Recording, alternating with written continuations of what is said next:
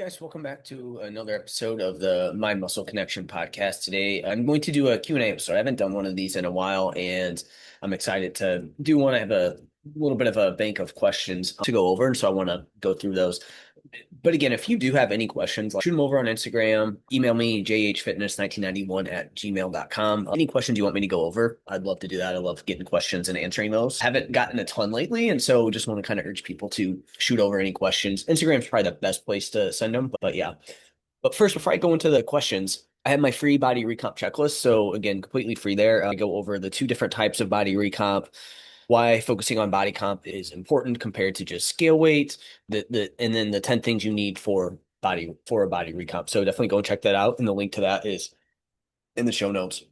So before we get rolling with this episode too, I got one final kind of note here. And it's been 2 nights in a row where Colby has not slept well.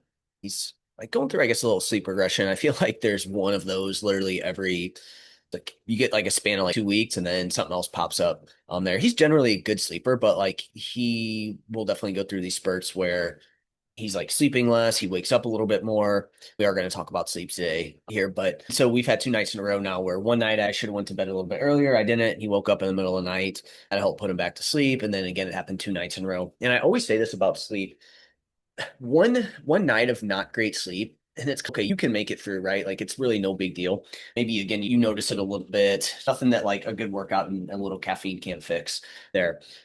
But man, you start to stack up like 2 nights in a row for sure, 2 out of 3, 2 out of 4, 3 out of 4, 3 out of 5. Like the more you start to stack, man, that's where you really start to notice it. And I've just been like sitting here for the first hour at my desk, just moving super slow. Like I really am I'm finding myself like gravitating towards my phone and just getting on X and just looking at tweets and it's just doing that initial little like talking about the body recomp checklist.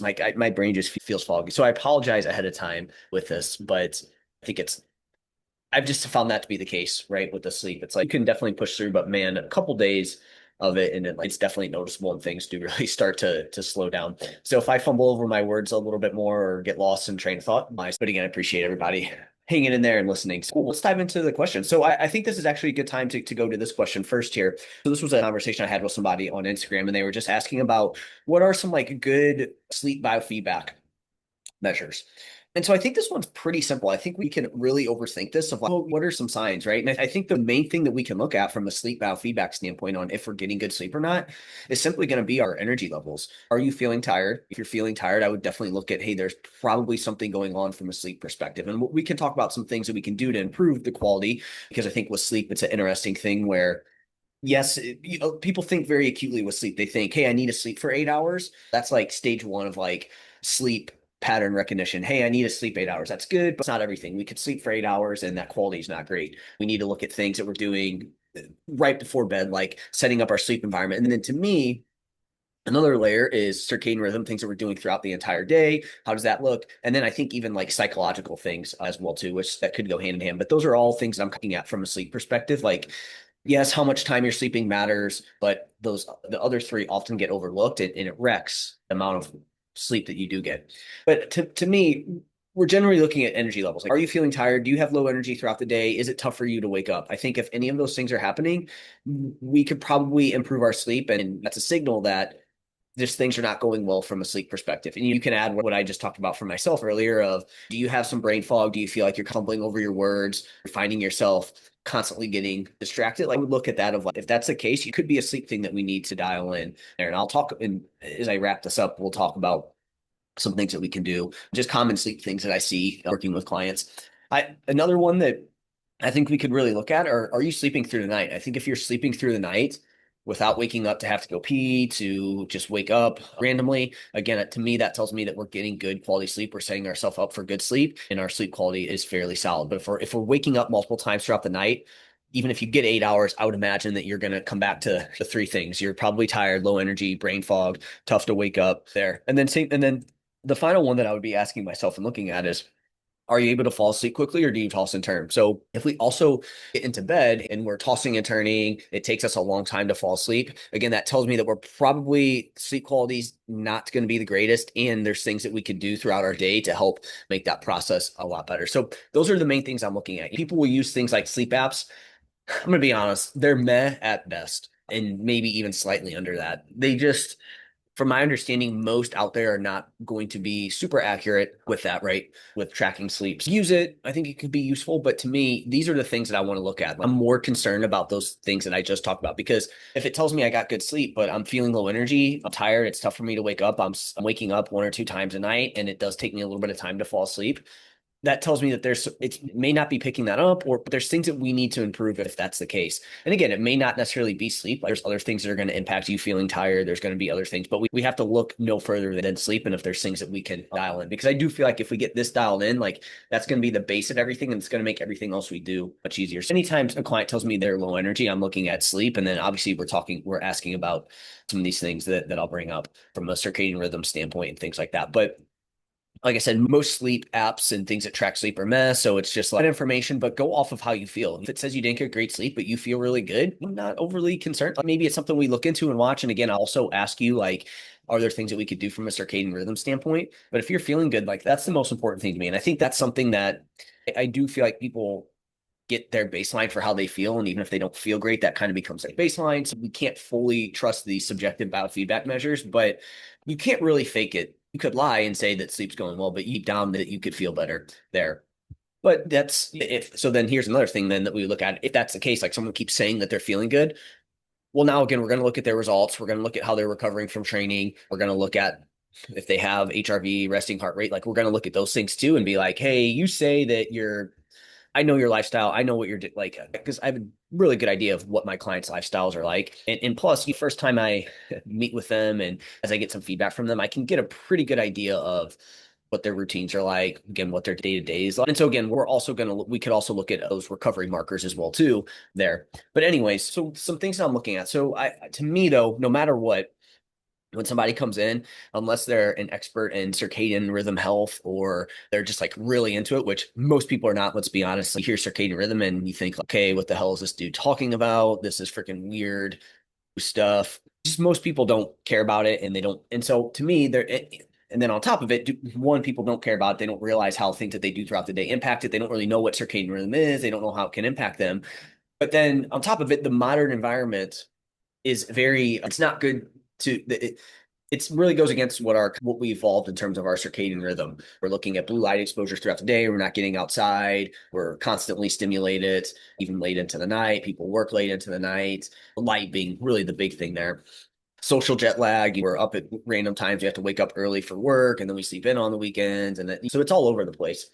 So when we look at this is what I'm looking at for sleep. So if you fall into any of those things, and again, just understand you likely have at least one to two things that you can work on. Nothing annoys me more when I bring up sleep to somebody and they're like, yeah, I do all those things. I'm good to go. I'm just like, you're really missing out on things here in terms of how much better you could feel and what you could do. Again, most people are just going to be like, yeah, I already do all those things. And like I said, yeah, maybe you do it every once in a while, but I guarantee you, if I sat with you through your entire day, I would see at least one to two things that you can improve upon in terms of your circadian rhythm. And look, this is not an easy thing. Like I sit here and talk about these things and I still struggle with some of these things as well too, right? And I'm aware and I know that I know the benefit and I know the importance of them and I still struggle with them. So I would imagine if someone's one, not aware, and then two, they don't really care about it, how they're really going to struggle with this as well too. And again, it's a lot like calorie tracking. The modern environment is just going to lead you to consume more calories than you think. And same thing here, the modern environment is just going to lead to you not having your circadian rhythm dialed in. Okay, so let's talk about this. So I think, yes, the bulk of this, what we need to do from a sleep perspective is we do want to try and set ourselves up to be able to get 7 to 8 hours of sleep. I do think that's something that you want to try to aim for, have a good bedtime and wake time that's going to allow you to be able to do that. I do think that that's high on the priority list. But from there, that is just setting yourself up for it. Now we need to do, okay, here's the practices that are actually going to make sure that you get good sleep there. Let's first start with, since we talked about giving yourself 7 to 8 hours, sticking to a relatively consistent sleep and wake time is going to be super helpful here. I don't expect people to go to sleep at the exact same time, to wake up at the exact same time every day, but you better be pretty close to it regularly. Again, one night, no big deal, but when we look at your average for the week, and again, if we were able to actually just somehow your body tracked this and it tracked when you went to sleep and when you woke up, again, if we're seeing it all over the place, the more variability there is, that's an easy thing. I guarantee you, even if you're sleeping 7 to 8 hours, you're probably not either sleeping through the night. You may not fall asleep as quickly, and you may not feel as good and have as much energy as you typically could there.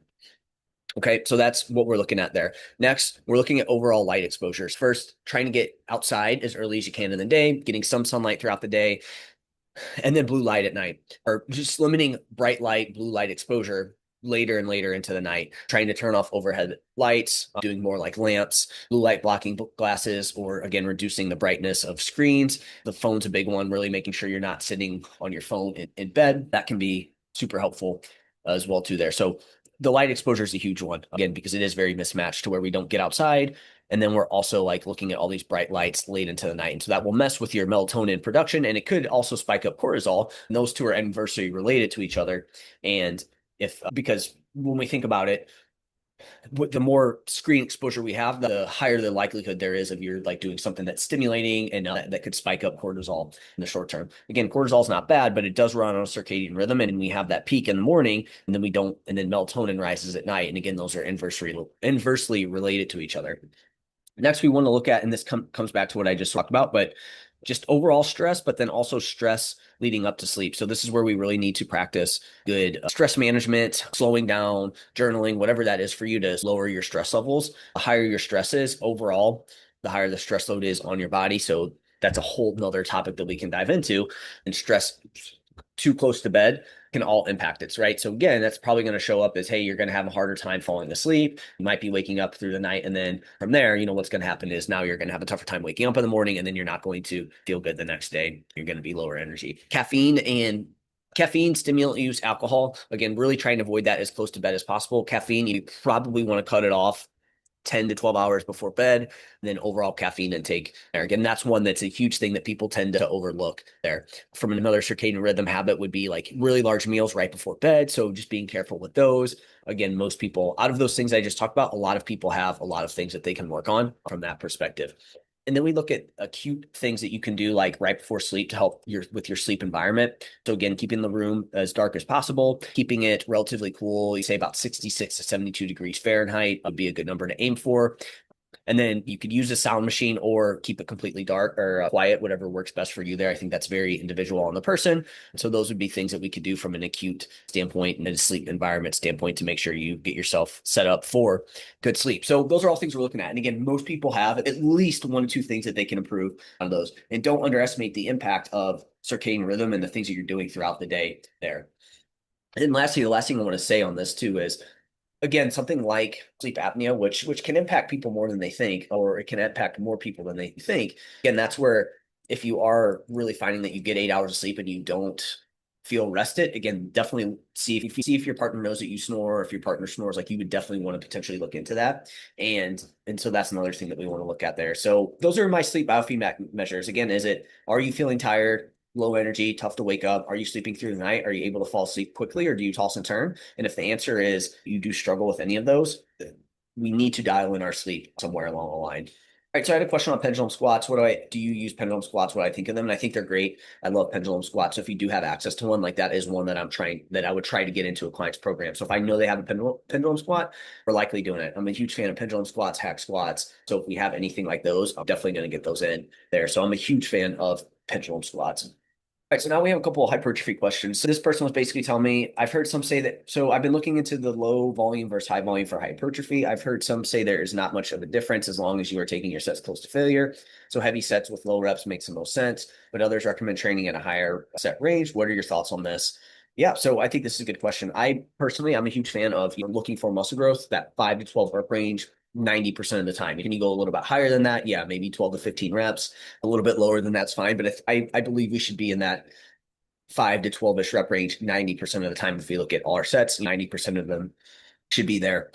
And just because that's going to allow you to train heavy enough.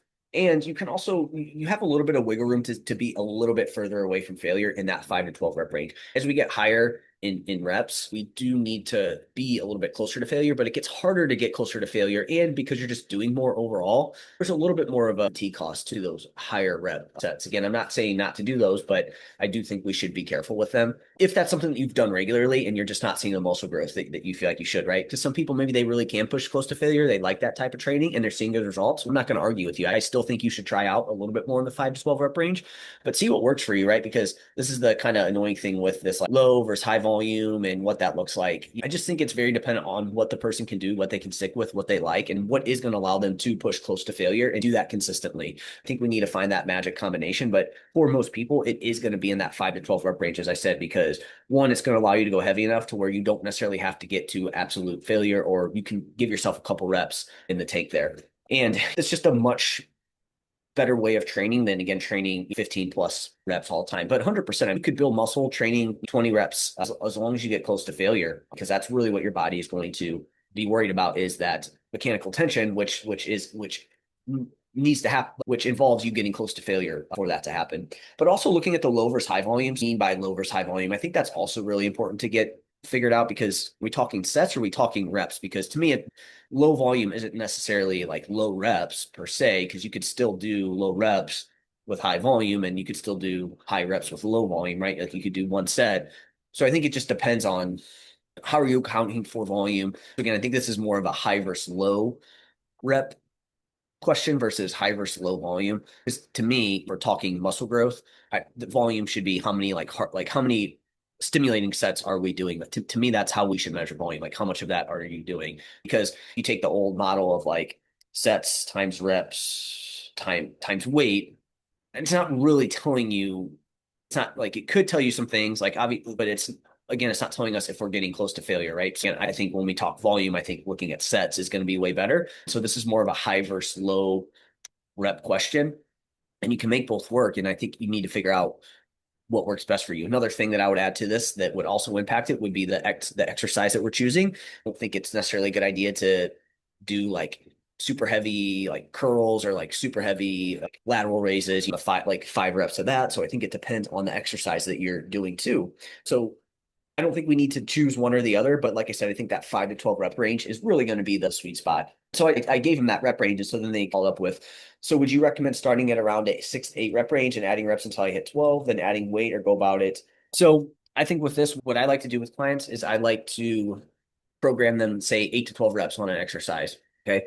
And so what they do there, let's say we're doing bicep curl, maybe they find a weight that gets them 2 RAR, 1 RAR, they stop at 9 to 10 reps. Well, I think in that scenario, what you could do is now that following week, you keep weight the same and you either try to match reps, or maybe you get a rep or two higher than that. And then once you get to the higher end of that rep range, to me, that's a sign that, hey, now we can add some weight. You could keep going over the rep range. I always tell clients there's no magic to 8 to 12 reps. You could go over the rep range, but for all the things we just talked about, we need to consider that. And you're probably better off now trying to increase weight.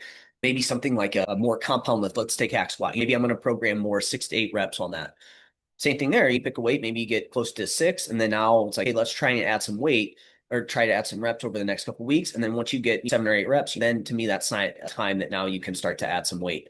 In saying this, there's no right or wrong way to do it. And I also think depending on the exercise that you're doing, that's going to impact if we're going to push more matching reps, increasing reps, or increasing weight. I think more lower body stuff, it's going to be a little bit easier. So more compound, more lower body exercises, it's going to be a little bit easier to add weight than it would be on a dumbbell lateral raise. You're probably looking at, hey, on a dumbbell lateral raise, you're going to keep weight the same for a really long period of time. And it's going to be more it's going to be more matching and more rep increases, where leg press or something that hack squat is probably going to be more rep increases and or weight increases along the way. Like you're going to be more likely to make some sort of increase from week to week on that. So I also think that matters there.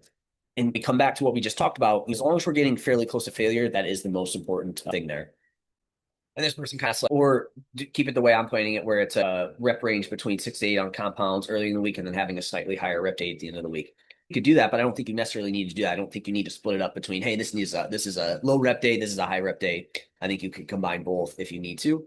To me, that's a little bit less important. So not something that you need to necessarily like stick with, and because I just feel like a lot of times when it comes to programming for muscle growth, a lot of people will like they box themselves into certain things of like, hey, I need to train this muscle with that muscle. I need to do this exercise with this exercise. I need to do these reps with this rep range. I don't think we need to do that when it comes to hypertrophy. I think we have a lot of wiggle room there in finding out what is that combination that really gets you to train each muscle as effectively as possible. So whatever that looks like. Again, maybe for you that is that setup, but that wouldn't be something that I feel like you would necessarily need to do there. So hopefully that answers some questions on that. Next is, can maintenance calories change? And 100%. So I think this is maybe something that a lot of people don't understand, is that your maintenance calories aren't necessarily your maintenance calories forever. They're your maintenance calories for that moment in time. So some things that can impact our total daily energy expenditure. So your body weight. So, wherever your body weight's at, that is going to impact your total daily energy expenditure. That's how many calories you burn throughout the day, which is made up of your basal metabolic rate, right? So that's the energy we burn, just basic bodily functions. Thermic effective food, that's how many calories you burn absorbing and digesting food, chewing food. Then we have NEAT, that's like your subconscious movement throughout the day. And then we have exercise activity, that's you actually moving, right? So our total daily energy expenditure is made up of those four things. And so body weight is going to impact that. The larger your body is, you're likely going to expend more calories than someone who is a lot smaller. That's where we see this, the 110-pound female versus a 260-pound male, like the amount of calories they're going to burn is going to be significant. It's going to be a lot different. It's not just going to be 2,000 calories across the board there. So we need to look at that. Now, another one is hormones, depending on if you have, what is your thyroid doing? Where your testosterone levels? These are going to be things that are going to impact how leptin is would be another one, right? That's like that's the satiety hormone. And so all these things can impact how many calories you're expending throughout the day. So this is why maybe somebody is, say, overweight, and maybe they don't burn as many calories as you would think, because again, maybe leptin is off, right? So that can decrease your total daily energy expenditure. Maybe someone at higher body fat levels has lower testosterone, so that can indirectly decrease your total daily energy expenditure. There's other things that are going on in that person's physiology that would get them to probably not burn as many calories as you would think. But again, just generally speaking, someone who is at a higher body weight is going to expend more calories. But per day, but hormones are going to play a role in that. And so someone that is maybe metabolically unhealthy, they're probably not going to expend as many calories as you would expect for as high as their body weight is. And that's where we really need to get lifestyle things dialed in to help them with that. And so that's my next one, our lifestyle habits, right? So we're looking at your circadian rhythm, stress management, right? These are all going to be things that impact it. How much muscle you have is going to impact your total daily energy expenditure, not by a lot, but I do think the more muscle you have, you are going to expend a little bit more calories by having more muscle. But we also need to think about people that tend to have more muscle they're probably more active. Being at a higher body weight, as we just talked about, is going to burn more calories. So, when you have more muscle, that is going to be some body weight. And so that's going to impact it.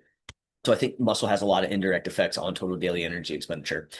Protein is going to impact your maintenance calories. Protein has a highest thermic effective food, so it uses the most energy to absorb and digest. So again, that's something that could increase your energy expenditure. How much food you're currently eating as well too, right? So we talked about thermic effective food as being something that's going to impact it. Someone that has a high energy flux and they consume a lot of calories, like that person that consumes a lot of calories is likely going to expend a little bit more calories from the thermic effective food. And then we have your current energy balance too. So obviously, if you're in a negative energy balance, you're not at your maintenance calories, but I guess what I'm getting at here is, if we artificially lowered our maintenance calories because we're like under eating calories, because we haven't tried to increase our calories, it's like maybe you're someone who's very subconscious of trying to gain any amount of weight. Because this comes back to the body weight thing and hormones, right? All these things start to go hand in hand here. Maybe this person also doesn't have as much muscle. Now that's going to decrease your total daily energy expenditure. So your maintenance calories could be artificially lower because you're trying to maintain your absolute lowest body weight there, right? So again, what you're trying to do from that standpoint, overall movement, that's a huge one, right? The more we move, our total daily energy expenditure is going to go up, so long as we change our food intake to that. Because if we obviously increase our movement super high and then we don't bring our calories up with it, that will create a deficit and our body will start to adapt to that a little bit. Right? And then your overall training too, right? I think the more training you do overall, that's going to generally increase your total daily energy expenditure, again, so long as we're feeling enough for that. And so there's a lot of things that could really impact your maintenance calories. And you're talking, I think all these things combined could easily be anywhere from 500 to 1,000 calories difference for people.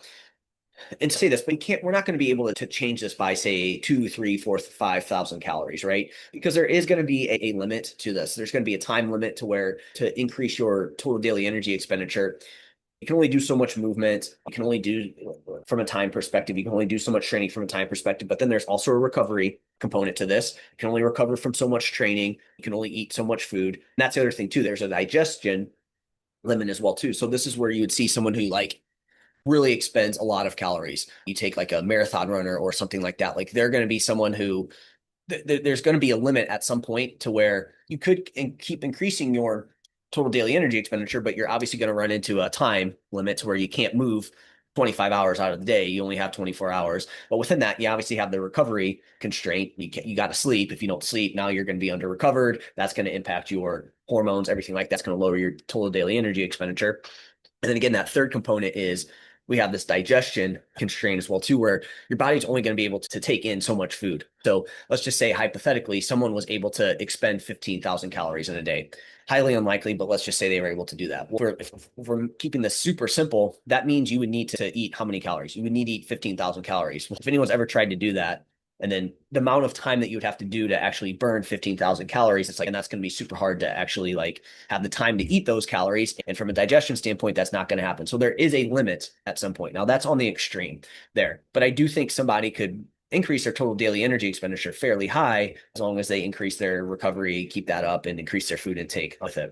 And then there really is no good way to track exact calories that you're expending throughout the day and how many you're consuming. We could probably get somewhat accurate with calories in, but it's really going to be hard to know calories out. So how do you know if you're at your maintenance? We need to track your food intake, and then you need to see where your weight trends over 2 to 3 weeks. Now, you don't even need to track your food intake. You can just track your weight, and that will tell you where you're at over 2 to 3 weeks. And we're looking at the average for those 2 to 3 weeks, not, hey, one day you weighed at 161.4, the next day you were 163.2. Oh, you're in a surplus. No, that's not the case. We need to look at those averages for the week and see where those are trending over time. And that's really going to be the best way to find your maintenance calories. And then you want to look at your biofeedback. You want to make sure you're feeling good. You could pair that with blood work, things like that, because those can all impact. Like if your biofeedback's in a good spot and weight staying around the same, that likely means and then we can confirm that with, say, blood work, everything's good from that perspective. We can say that you're probably at around true maintenance intake at that point. Whereas where this would start to become problematic is if somebody was maybe their weight was staying the same, but then like you look at biofeedback and like they're a little under recovered. They don't have their menstrual cycle. They get their blood work done and like thyroid's super low. Maybe sex hormones are off. Like that would tell me that person is likely they have artificially low maintenance calories essentially at that point. They would be someone that would likely be able to increase their calories and try and get it up to get closer to their actual true maintenance because they're just their body's adapted to that lower calorie amount based on what they've been doing. And this is going to be the person that's like super scared to see their scale weight come up at all. They exercise a ton, they fast, they eat like 1,200 calories all the time. That's the avatar we're looking at here of this. This isn't the person that doesn't move, has BMI over 30, has body fat percentage going to the 30s and 40s. Like we're not talking about that person. That person, it's an energy thing, energy in thing. We need to work on that and energy out. Whereas the other person that has this low artificial maintenance calories, it's likely going to be they're just super scared to see their scale weight come up at all, and their body is adapted to that there. So that would be a caveat to that you would need to look out for with that. Cool. So I'm going to tap into that. I think that was a ton of information in there. So I hope this was helpful. If you guys have any follow-ups to this, give me a follow on Instagram, Jeff, HOEHN_. That's where I'm most active. Again, you can ask me any questions there on the podcast and any on this episode or any other episode, or if you want me to go over a particular topic or question, more than happy to do that. And then if you found this podcast be helpful in any way, if you could leave a rating and review, and that will help more people find it. So appreciate you guys. That's it for now. Talk to you soon.